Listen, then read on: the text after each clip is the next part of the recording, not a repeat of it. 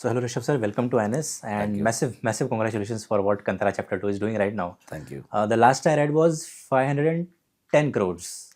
If you could update me on that number because it was like 5-6 hours ago. नहीं, production house ने social media में announce कर दिया है, तो आप देख लीजिए उधर. Acha, okay. So with all that's going around, I heard it has already crossed the record set by the first part of the franchisee. What all is going on in your mind right now with such humongous success? Nothing, just thankful हूँ, बहुत gratitude feel कर रहा हूँ. It's all because of the whole team.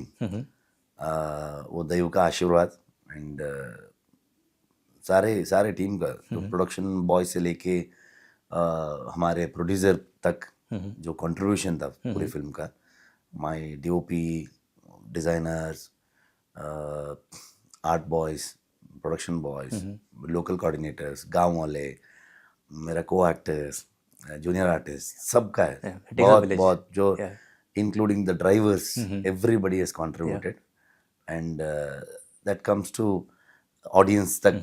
उनका भी जो last time से भी ज़्यादा वर्ड ऑफ माउथ स्प्रेड किए है, सोशल मीडिया में इतने रिव्यूज़ आए हैं, तो वो बहुत इम्पोर्टेंट होता है एक फिल्म का जर्नी लेने के लिए.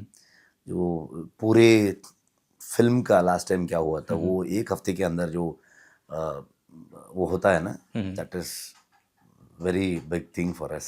सो पूरे टीम को मैं वो क्रेडिट देना चाहता हूँ. Okay. And I remember 2022 when Kantara released, मैं ऐसे फील्ड पे इंटरव्यूज़ के लिए जा रहा था and suddenly there were a lot of chatter around Kantara about your work as a director, as an actor, as a storyteller. जिस किसी भी एक्टर से मैं मिला था, they were like flattered by the film. Now with second part coming up, chapter 1 coming up, Kantara is now one of the cultural cornerstones of India, if I may say that, not just in India, globally also. As a storyteller who has told the story, who has minutely weaved the story, हर एक ताना बाना आपने बुना है उसका, जब इतनी success आप विटनेस करते हैं और इतना ओवरवेलमिंग ऑडियंस रिएक्शन आता है हर तरफ से, what does it do to you as an artist? Responsibility बढ़ जाता है, तो और भी अच्छा काम करने का मन आता है एंड और भी ज़्यादा एफर्ट डालते, हार्ड वर्क करते, और भी अच्छे से काम करते करके सोच आता है. Other than that nothing. तो वो ये पूरा हम रिस्पॉन्सिबिलिटी मानना चाहिए एंड ऐसा ही चले जाना चाहिए. ओके. एंड चैप्टर 1 की अगर बात करें तो it has been a long journey since the last film released. A lot of production problems also came up. I won't talk about that in detail, but when you have the conviction to tell a story, that's what I have observed from your journey in chapter 1 at least, कि कुछ भी अगर हो रहा है but अगर एक mind set कर लिया है तो फिर वो जो पेरिफेरल जो कुछ भी हो रहा है उससे ज़्यादा फर्क नहीं पड़ता. Now you might have mastered that art, but बहुत सारे आर्टिस्ट ऐसे भी हैं जो नए हैं, जिनको एक्सपीरियंस नहीं है, who want to tell a story, a bold story like Kantara, but वो कभी कभी शायद जो भी पेरिफेरल्स हो रहे हैं उनसे बहुत ज़्यादा डीपली अफेक्ट हो जाते हैं. What would be your message to them to preserve that conviction, अपनी स्टोरी को प्रिजर्व करके रखना? मतलब हमको उतना ये प्रॉब्लम जैसा कुछ नहीं हुआ है. मतलब वो नैरेटिव सेट हुआ था उस समय, क्योंकि हम नहीं मिल रहे थे. तो हम बहुत फॉरेस्ट के अंदर थे, नेटवर्क नहीं थे, एंड जो नॉर्मली एक फिल्म आता है उसका दूसरा पार्ट आता है, कंटिन्यूसली कांस्टेंट फीड होता है. मतलब पोस्टर, कुछ इंटरव्यूज, नहीं तो टीजर, ऐसा कुछ. हम तो कुछ नहीं किया. शुरू में एक ट्रेलर निकाला, टीजर निकाला, सो सीधा काम पे गए हम. लास्ट में शूटिंग खत्म होते ही एक making video, wrap up video release किए.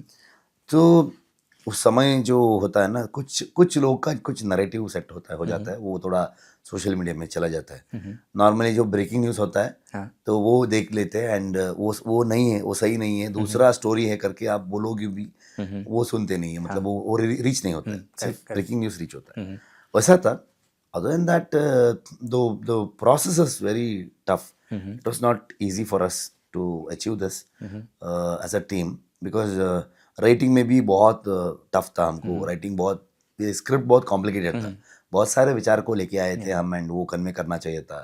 एंड एंशियंट दक्षिण कन्नड़ा एंड कोस्टल कर्नाटका, उधर का जो वेस्टर्न घाट्स का जो स्पाइसेस के बारे में, ट्रेड के बारे में, पोर्ट के बारे में, एंड जो एक फिक्शनल किंगडम था, उस फिक्शनल किंगडम है तो हमको ज़्यादा लिबर्टी भी नहीं लिख सकते, क्योंकि फिल्म जो रियलिस्टिक भी है वो भी एक अप्रोच है फिल्म में. एंड जो दैव का जो हम माया लोग कहते हैं, जो अब वो माया लोग का भी फील लेके आना चाहिए था, एंड डिविनिटी भी लेके आना चाहिए था, वो बहुत बहुत सारे चीज़ें थे। एंड जो कहानी बहुत विजुअली डिमांड करते थे, विजुअली कन्वे करना चाहिए था कि सिर्फ डायलॉग में कुछ ये है ऐसा नहीं कर सकते थे हम। तो वो हम बहुत बड़ा एक कन्विक्शन था, वो एक हम बहुत strongly we hold our self करके ये हम अचीव करके ही जा अचीव करना ही चाहिए करके, तो उसमें हम कॉम्प्रोमाइज़ नहीं किए। जो शुरू में हम क्या सोचे थे वो लास्ट तक, last shot and post production जो ख़त्म किए उधर वो तक भी। constant था। तो बिकॉज उतना एक बहुत बड़ा स्ट्रॉन्ग टीम है मेरे पास, वो लोग बहुत साल से मेरे साथ है, स्पेशली मेरा डीओपी, आई थिंक वो लूसिया में वो एडी था, I was a supporting character, एक कांस्टेबल का कैरेक्टर किया था मैं, उधर से मेरा और अरविंद का जर्नी। एंड वो एक डीओपी है, he'll become India one of the biggest DOP one day, because उतना एक टैलेंट है उसके साथ, एंड बहुत उसका उसका वो लाइटिंग पैटर्न एंड जो एस्थेटिकल सेंस उसका, एंड फ्रेमिंग एंड टेक्निकलिटीज जो वो कंट्रीब्यूट करता है as a DOP, it's amazing. Because एक डायरेक्टर को एक विजन लेके आता है, एक कहानी लेके आता है, तो थ्रू विजुअल्स थ्रू कैमरा आपको एक पर्दे पे लेके आना चाहिए, तो डीओपी बहुत इंपॉर्टेंट होता है। Absolutely. सो डीओपी के साथ वो पैकेज है, एक कॉस्ट्यूम डिज़ाइनर, जो कॉस्ट्यूम डिज़ाइनर प्रगति जो एज अ वाइफ भी एक काम है, एक डिज़ाइनर का भी एक काम, डबल एक्टिंग हो गया उसका। जो घर में बच्चों का भी देखना है, उनका स्कूलिंग गिलिंग एंड गाँव में सेटल हो गया हम कुंदापुर में, एंड मेरा भी बहुत रिस्की वाला सीक्वेंस शूट है, तो वो भी एक टेंशन है।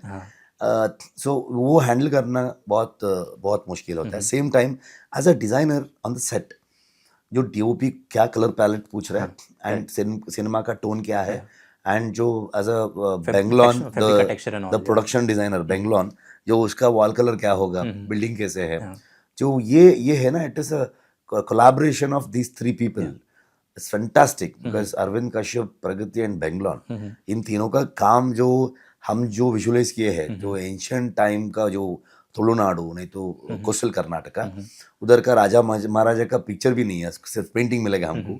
एंड लेकिन हमारे पाड़दनम में, यक्षगाना में, दैव का कहानी में कुछ रेफरेंसेस मिलेगा, एंड कुछ बुक्स, हिस्ट्री बुक्स में कुछ ये मिलेगा, एंड कुछ राजा महाराजा का हम बहुत कनेक्टेड भी है, क्योंकि बारकोर करके एक बहुत बड़ा संस्थान थे उधर, भूताड़ा पांडे करके एक राजा थे, जो हम हमारा पूरे रीजन में उनका ही रूल अभी भी हम फॉलो करते हैं, कि जो फैमिली का जो सिस्टम है, जो हमारे फैमिलीज में लड़की को बहुत इम्पोर्टेंस होता है, जो they will have the prominence in terms of, जो फैमिली आगे जाना चाहिए, तो अभी मेरा बहन से हमारा फैमिली कंटिन्यूस, मेरा माँ से मेरा बहन का लड़की है, तो उनसे चले जाते, ये सब है ना, ये फैमिली का जो सिस्टम, वो बुदाड़ा पांडे ने, अलिया कट्टू के कहते हैं हम उधर, तुलु एंड कुंदापुर कनाडा में। सो ये सब रेफरेंस था, वो राजा का बहुत बड़ा ट्रेड का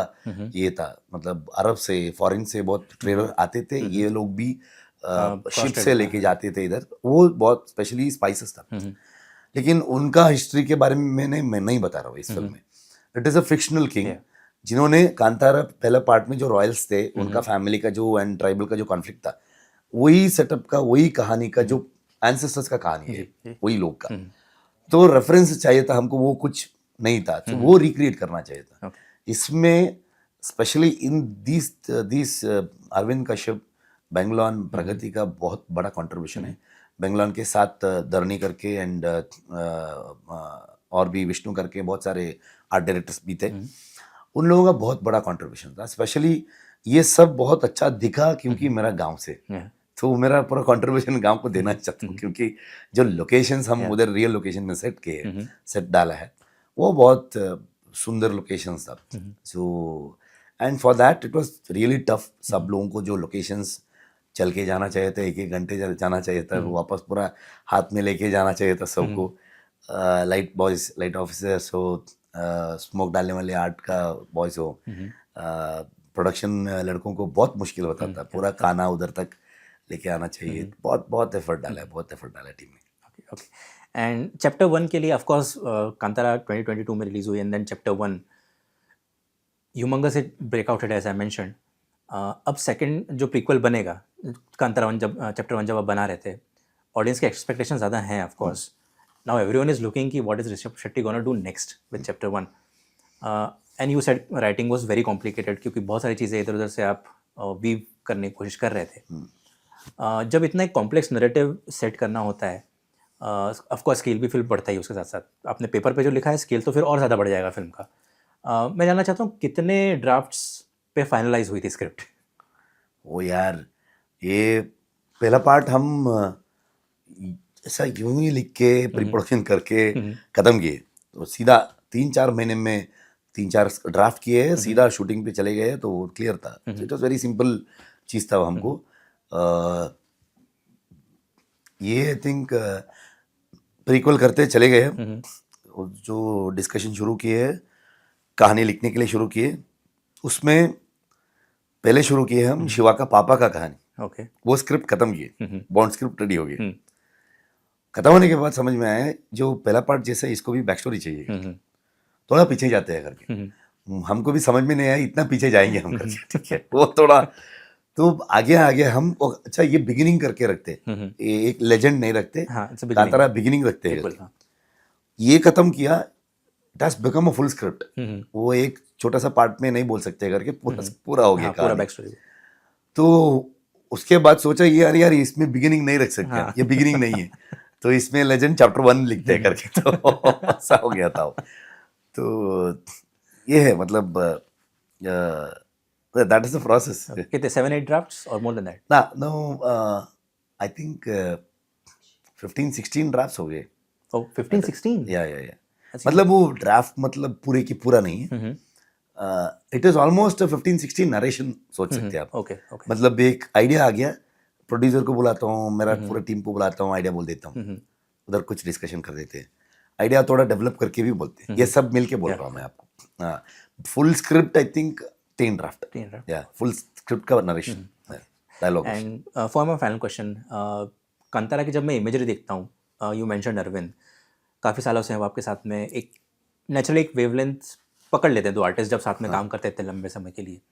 मैं इमेजरी के टेक्सचर के बारे में जानना चाहता हूँ. जो स्कल्पचर्स जो यूज़ हुए हैं आर्ट टीम से, प्रोडक्शन टीम से, जो भी आपको इनपुट मिले होंगे या आपने अपनी तरफ से इनपुट दिए होंगे, वो क्या प्रोसेस थी पूरी? बेंगलोर को मैं इधर ही मुंबई में ही मिला था. एक एड के लिए शूट में आया था, वो मैं कुछ अवार्ड के लिए आया था, मिले थे हम. सो उनको मैं सारे के सारे हमारा साउथ केनरा के बारे में, हमारा कोस्टल कर्नाटक के बारे में उसको एक्सप्लेन किया. हमारा कर्नाटका का राजा महाराजा के बारे में मैं एक्सप्लेन किया. एंड वो भी ही इज़ फ्रॉम केरला. सो एक केरलेट होके उसको वो एक कोस्टल रीजन में ही आते हैं. उधर भी थोड़ा थोड़ा रेफरेंस मिलेगा, not exactly the same like coastal Karnataka. जो मैं उस समय का जो राजा महाराजा के बारे में, जो उस समय का पैलेस के बारे में, हमारा जो अभी भी वही 300-400 साल का कुछ हम गुत्तू करके बोलते हैं. That is a royal family का घर. वो रेफरेंसेस अभी भी है. उस समय बहुत पैलेस है लेकिन वो रूफ तो ग्रास का ही होगा. वैसा डिटेलिंग है ना, वैसा डिटेलिंग मैंने उसको फीड दिया था उसको. वो भी ऐसा दिखना चाहिए मुझे, स्टोन वर्क जो ऐसा दिखना चाहिए. एंड जो उस समय जो वॉल कंस्ट्रक्शन करते थे, जो वो आपको क्या चुना बोलते हैं आप, चुना जो आई थिंक वो एंशिएंट एक प्रोसेस है. I think I don't know the English word for that. वो है ना, एक प्रोसेस होता है वॉल कंस्ट्रक्शन के लिए, कुछ यूज करते थे. वो टेक्सचर आना चाहिए, फील आना चाहिए करके. And colour palette Arvind used to decide, क्योंकि उसको उसका लाइटिंग के हिसाब से, कैमरा के हिसाब से कैसे जाते हैं हम, बिकॉज विजुअल कैसे आना चाहिए हम दोनों डिस्कस किए ऑलरेडी. जो ऐसा फील्ड में जाते हैं, कैमरा मूवमेंट्स ऐसा ट्रीटमेंट करते हैं करके, वो लेके नेक्स्ट लेवल इम्प्रोवाइज कर देता है अरविंद. उसका इनपुट, उसका जो कुछ शॉट्स में आपको एक शॉट देता हूँ करके, एक शॉट देगा वो, that is a very fantastic. वो सिनेमाटोग्राफी वो करेगा, वो यू फील बहुत ये होता है आपको, मतलब फाइनल आउटपुट जैसा आपको एक शॉट देगा वैसा है. तो मैं वो फ्रीडम अरविंद को देता हूँ, क्योंकि अरविंद विल डिसाइड बेटर. तो कलर पैलेट के बारे में भी यही होगा, मतलब आर्ट का कैसे डिसाइड करते, सेम वॉइस कॉस्ट्यूम का भी डिसाइड करते. ये सब हम प्रगति को बहुत मतलब उस समय का जो साड़ीज कैसे ड्रेप करते थे, एंड स्टाइलिंग कैसे से, ज्वेलरी कैसे यूज करते थे, क्या क्या यूज कर सकते हम, तो एंड ट्राइबल का कॉस्ट्यूम कैसे दिखना चाहिए, एंड पोर्ट में जो लोग बहुत मिक्स आता है उधर, ज़्यादा फॉरेन ट्रेडर्स भी आ सकते हैं उधर, नॉर्थ इंडिया से भी आ सकते हैं, एंड साउथ में भी डिफरेंट डिफरेंट रीजन से आ सकते हैं, जो उसके ऊपर कहानी नहीं जाते हैं, लेकिन आपको एक फ्रेम दिखने के समय आपको एक फील आना चाहिए कि अरे यार ये इसमें ये है ये है ये, सबकॉन्शियसली आपको हिट होगा वो। तो वो थॉट प्रोसेस था। तो वो माइन्यूट डिटेल्स जो लास्ट में एक स्लेव है उसको भी अच्छे से वो कॉस्ट्यूम डिजाइन होना चाहिए करके सबको वो किए थे। ये डिटेलिंग के बारे में बहुत डिस्कस किए हम, एंड इंडिविजुअली प्रगति, बेंगलोर, अरविंद, सब लोग बहुत रिसर्च किए वो लोग। सो कैसे जाते हैं हम, विजुअली कैसे कन्वे करना है थ्रू द कॉस्ट्यूम्स, कैसे दिखना है राजा को। नॉर्मली ड्रामा में हम एक रेफरेंस मिलेगा, नहीं तो पुराना फिल्म्स में एक रेफरेंस मिलेगा, नहीं तो पेंटिंग में रेफरेंस मिलेगा। अदर देन दैट आप पढ़ के सोचना चाहिए। विजुअलाइजेशन। तो हमको हमारा जो नेटिव जो कोस्टल कर्नाटका का की वो एक आइडिया उधर दिखना चाहिए। ये उधर का वो लोगों का लाइफ ऐसा होता है, वो लोगों का कॉस्ट्यूम ऐसा होता है, लाइफस्टाइल ऐसा होता है, वो सोच आना चाहिए था। उसमें प्रगति बहुत अच्छे से ये किए। Bangalore through the art, background, buildings, the street, everything, light source, या लाइट सोर्स कैसे अभी बहुत सारे मशाल, ये वो भी यूज करना है। शानलियर्स जैसा यूज किया तो उसमें भी आपको मशाल जैसा ही आना चाहिए। सो लाइटिंग सोर्स भी नाइट में कैसे करते हैं, फॉरेस्ट को कैसे करते हैं, इसलिए हम पूरे फॉरेस्ट को नाइट सीक्वेंस में ज्यादा लाइट नहीं कर सकते। मेजर सीक्वेंस है तो छोटे मोटे सीक्वेंस को हम कर नहीं कर सकते। मेजर सीक्वेंस है तो पूरे के पूरे फॉरेस्ट लाइट करता था, ठीक है। इतना सारा 10-15 रोस्टम होगा तो इट्स डिफरेंट। मेकिंग में आपको एक एक्सट्रीम वाइड शॉट मिलेगा। तो ऐसा बहुत सारे काम जो टेक्निकल टीम ने कंट्रीब्यूट किए फिल्म में। Okay, perfect. So with that we have reached the end of this conversation. कुछ ऐसी बात जो मुझसे पूछनी रह गई या आप कुछ कहना चाहते हैं तो आप कह सकते हैं। कुछ नहीं, thank you so much for the love and support, and सबको हम आभारी है। लास्ट टाइम जो पूरे लाइफ टाइम क्या किए थे कांतारा, एक हफ्ते के अंदर आपने वो पार करके लेके जा रहे। सो देखिए, थिएटर में देखिए, और भी सपोर्ट कीजिए। आपका ब्लेसिंग्स चाहिए हमको, तो ये हम एक वो ग्रैटिट्यूड रखते और भी अच्छा काम कर देते। Thank you so much. Thank you so much and I wish all the best. Thank you.